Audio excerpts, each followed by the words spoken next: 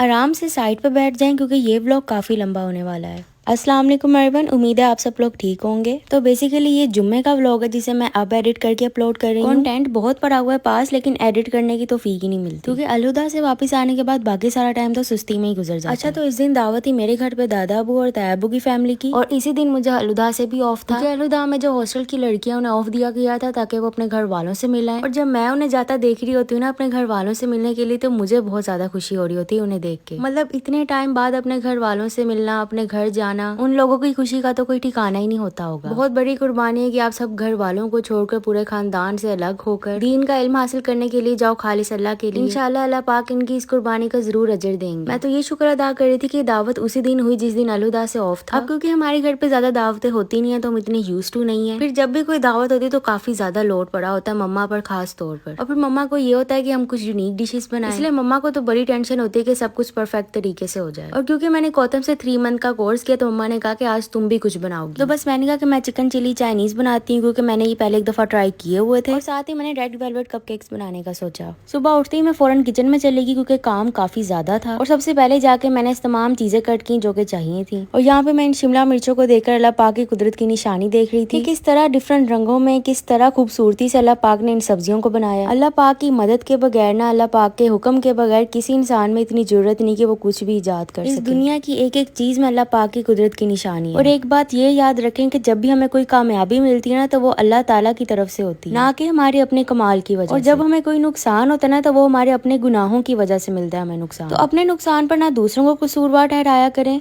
और ना ही उसका शिकवा अल्लाह पाक से किया करें, बल्कि अपने आप में गौर फिक्र किया करें कि हमने कौन सा ऐसा गुनाह किया जिसके बदले में हम पे ये मुसीबत आई। अच्छा, तो ना यहाँ तक मेरा थोड़ा सा काम हो चुका हुआ था। मैंने चिकन चिली चाइनीज के लिए चिकन को मैरिनेट करके फ्राई कर लिया था। फिर क्योंकि जुम्मा था तो नाखून काटे और साथ ही जोर की नमाज अदा कर ली। क्योंकि व्लॉग काफी लंबा हो गया था तो मैंने इसे 2 पार्ट्स में डिवाइड कर दिया। नेक्स्ट पार्ट मैं फीड पे जल्दी अपलोड कर दूंगी। सो वेट फॉर द पार्ट 2।